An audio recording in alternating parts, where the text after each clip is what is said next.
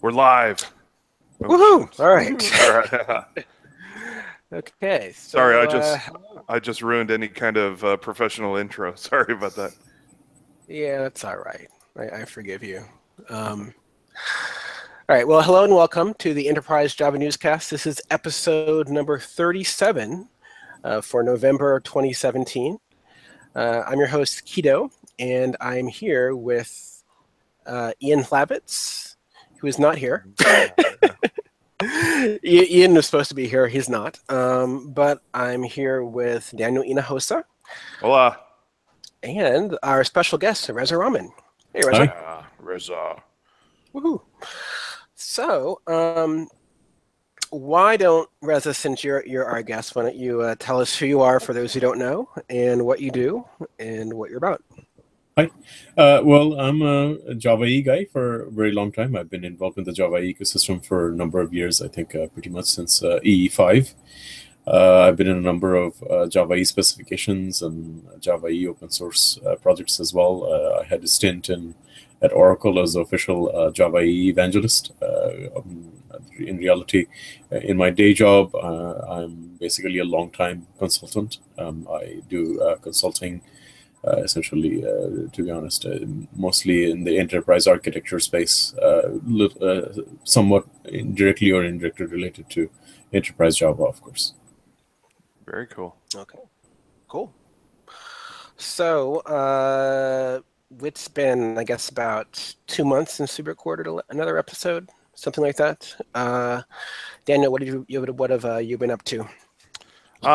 Doing a lot of stuff and pretty excited about some of the things that I've been involved in. So, Spark and Kafka are now moving into my most focused area as of late. A lot of Scala as well. So, I'm very happy to be positioned myself in kind of a technology stack that I pretty much enjoy. So, wrapping up the year, got a lot of different trainings and different talks going on. So, pretty stoked about it. So, got Akka streams, Akka HTTP, all those. It's been pretty sweet, and of course TDD all the way. Yeah. That's cool. You got me kind of interested in Kafka, and actually not Kafka, Spark. See, I get them all confused. It's sad. Yeah, right. Because, since I'm not really in that space, all of the Apache big data things are like stuck in my head in the same bucket. Sure, yeah. So, yeah. Just come up with a cool word and just use that. And yeah. Of course, Elm for the front end. That's my only dalliance with the front end, the Elm programming language. Yeah, I've still heard a lot of cool things about that. I've still not yet messed with it. So yeah. So oh look, I think that's Ian.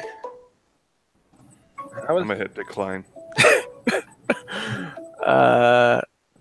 Of course, he's not using the link that I sent. So here, let's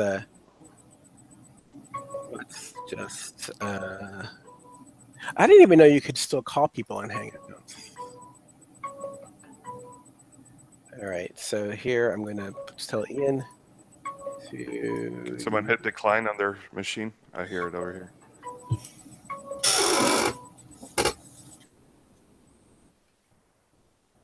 And then send him a link. Okay. So yeah, I'd send him the proper link, I think. Anyway, so what was I going to say?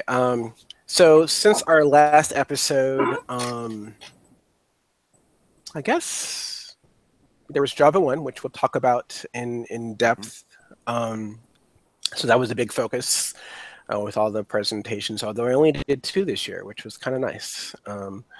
And then other than that, I've just been continuing consulting. These days, there's still an Angular project. There's still web components and TypeScript. Also, one of the developers on my team started a project to pick up a little bit of Android stuff, which is good for me because I'd actually never worked with Android. So now I've actually have Android Studio installed on my machine, and I've actually run the emulator recently. So that's been kind of nice to just see that world for a bit. Okay. And I'm also working on some new things, which we'll probably be able to talk about next time. So some stuff around web components and some stuff around a new side project. So we'll see. Cool. We'll see how that goes. Right on. Hey, Reza, were you at Devox or? Not Devox, no. I try to support the smaller conferences when I can. Okay. So actually, I was in Ukraine and in Bulgaria to support those conferences as opposed to going to Devox. I think pretty much Devox makes those smaller conferences sort of take a shadow role because of that. Yeah, go on. Were you in Sofia in Bulgaria? Mm-hmm. Yes. Oh, okay. Yeah, that's a one European city I always find myself in, and I think I've been there like 5 times. Really? Yeah, that's totally the one. Like I'm so surprised at my adulthood. I always joke that if I can go back in time, that as a kid, I'm like, man, you're going to be in Europe all the time. I'd be like, yeah, where am I going to go? Oh, you're going to go to Sofia, Bulgaria. I'm like, okay. No, it's a wonderful city, but I'm all surprised at the amount of times I always end up there. Yeah, that's kind of neat. Well, Ian's back. Hello. Oh, is your audio working, Ian? Okay, Ian cannot hear us. All right. All right, I'm going to say, Ian, can you hear us? Okay. He's speaking at us on a different frequency. That's right. Yes, he's using telepathic signals to talk to us. All right. Well, Ian, is that you? I'm having some audio issues again. Hey, we can hear you now, though. Can you hear us? Guess not. All right. Well, let's just keep on going while Ian works out his issues. All right. So let's get started. We had a few different topics here. I think there's a couple UI topics which I will wait until Ian is available because I know he'll have something to say on those. Let's start with Reza. That's what I was thinking. There we go. So, Reza, why don't we start with Java 1? Because I wanted to spend some time talking about it because we haven't had a show since the conference. So, what was your take? What did you think of the conference? It was pretty different this year, being actually at Moscone for the first time since the Oracle acquisition, and actually being very sort of almost co-located in some ways with Oracle World, and lots of announcements. So, what's your take? Oh, and also just to add, I think when you were at Java 1, I think you've had already left Oracle. So I don't know if that's true or not, but I know there was also a little bit of tension as to Oracle and their support for Java EE. So I'd also like to know your take on that side as well, going into Java 1. So definitely this was, I think it was good. I don't know what the internal dynamics were, why Java 1 wound up in Moscone, but definitely it was, I think it was a net improvement. I hope that continues. Being split across those 3 hotels like we have been in the past few years, yes, there is a certain value to it in that, you'd see people going back and forth, running back and forth. Usually if you're a speaker going from one talk to the other. But yeah. I think this was a much more cohesive, and more conducive to sort of a community feel. So I hope that continues. I think that was a good thing in terms of Java 1 conference organization. I definitely think this was one of the better years for a while for Java 1 content-wise, because there was just so much to say. There was the Java 8 release and Java 9 release on the same year. So really a bunch of sessions related to just both of those. So definitely a good year in terms of content as well. I think the keynotes were well executed. Again, related to the fact that there were announcements to make, and there were announcements to make around microprofile as well as Open Liberty, which IBM announced at Java 1, and then the J9, Open J9, IBM opening up their JVM implementation, Open J9. So those are all, I think, good, solid announcements. I think this was a really good. If there was a Java 1 that that was worth attending for a little while, definitely this was at least the 3-year high of Java 1 conferences. So I'm really looking forward to that content coming out in terms of videos. A lot of good content coming out, hopefully out of Java 1 this year. Great. Yeah, and I wasn't totally into the whole co-location thing at first because after I got used to the 3 hotel thing, it felt sort of more intimate, I think. The difference with the co-location this year is that there were so many Oracle open world attendees that you didn't see as many of your old Java cronies just walking around. You just saw lots and lots of people, which, made it seem like a bigger conference, which is nice. But I do agree that overall, like, especially in terms of getting to sessions and, knowing where things were, it was a lot more cohesive, which I liked. Yep. And of course, the biggest announcement that I should have mentioned is EE4J, the EE4J initiative. So I think really, in terms of content and things happening, a lot of things happening at Java 1 this year. Yeah, and I had a client of mine that was like wondering, and they're like, oh well, now that Oracle's donating Java EE, are they really even committed to Java anymore? And I was like, well, yeah, I mean. Yeah. Their EE thing, yes, that's been an issue, and I think they came up with the best solution. It'll be part of an open source. It'll be part of EE4J, part of Eclipse. Excuse me. And Oracle will still be involved where it makes sense for them, which I think is great. But when it comes to what they're doing with the Java SE platform, I see no signs of them wavering their support at all. I think they're doing a lot of great things. I wish I was as optimistic as you about that, Kito. Okay. I think yes, on the surface it looks good. It looks the increased release cadence post Java 9. Yep. Is a good thing. The fact that they're still doing Java SE is a good thing. On the flip side of it, though, it's definitely not the time to just say, hey, everything is just rosy and we don't need to worry about this. I think there are potential bad ways this could play out.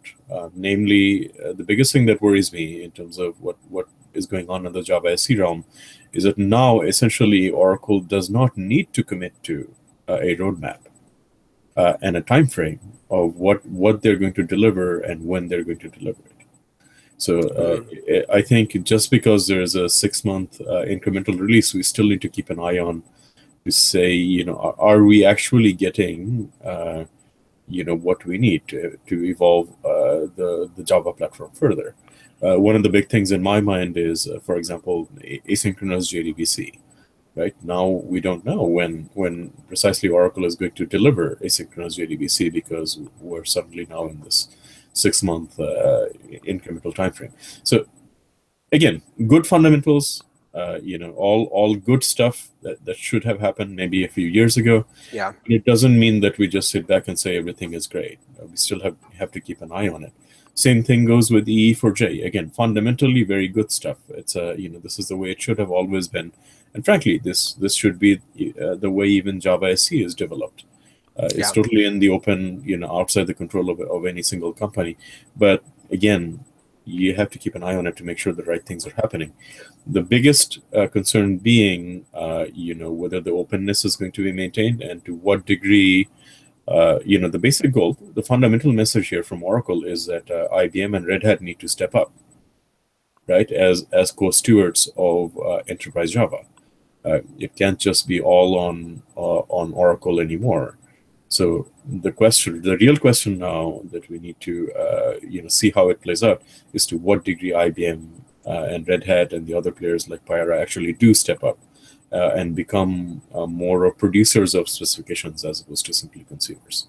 Yeah. So it's all change is good, but with change you also have to be vigilant and involved in making sure that the right things are happening. So it sounds like, from my perspective, you're concerned about SE, but particularly the components that service EE. And you mentioned asynchronous asynchronous JDBC. Is that your focus as when you say that Oracle?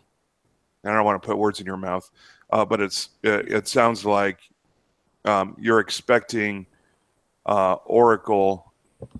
And I guess I don't know how to phrase this because it sounded like you somewhat have a small disappointment with how Java SE is being developed, and I was just wondering what in particular it was, and I guess the asynchronous JDBC is that the only instance, or do you have some other instances to where you don't think Oracle is really stepping up to the plate as far as Java SE?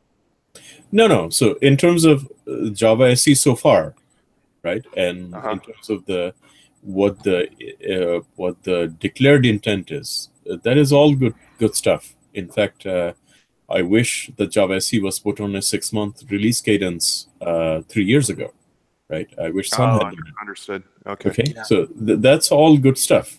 All that I'm saying is that it's not the time to say especially in the community leadership, can just step back and say, okay, we don't need to worry about this anymore. Oracle is doing a fantastic job. Let's not worry about it. That can't be the case because this can play out badly. Oh, I see what you're saying. Okay, yeah. In the sense that a 6-month release cadence also means that you no longer have a roadmap and a commitment. So when you didn't have a 6-month release cadence and you said this is going to be the next release of Java 10, you had to say this is we're going to commit to releasing this in 2 years, and these are going to be the roadmap. These are the things that we're aiming to deliver to you in 2 years. Right. A small example would be asynchronous JDBC. Now you don't have that commitment anymore, right? So now it's just a matter of, okay, we're working on this stuff. We'll work with you collaboratively to figure out what we need to work on, and we'll deliver whatever it is that we deliver every 6 months. Right? Okay. So it's a large difference. So it means that you need to be more involved in figuring out exactly what is being delivered in 6 months. Sure. So to answer your prior question, though, yes, in my mind, the most tangible thing for me personally is the asynchronous JDBC part. I think there's a number of other things that could be done with SE, but that in my mind is number one importance now. Okay. All right. Hold your thoughts for 1 second. I just have to restart something. But you can talk. Just don't talk about anything I need to record. Okay. I'll be right back.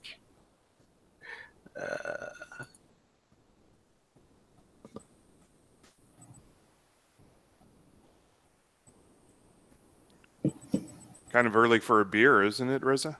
Oh, no. I'm just kidding. I thought, damn, Reza.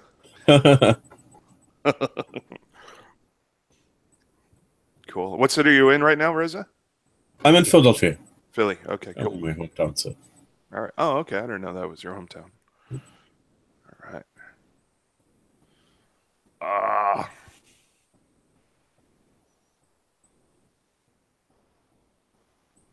right.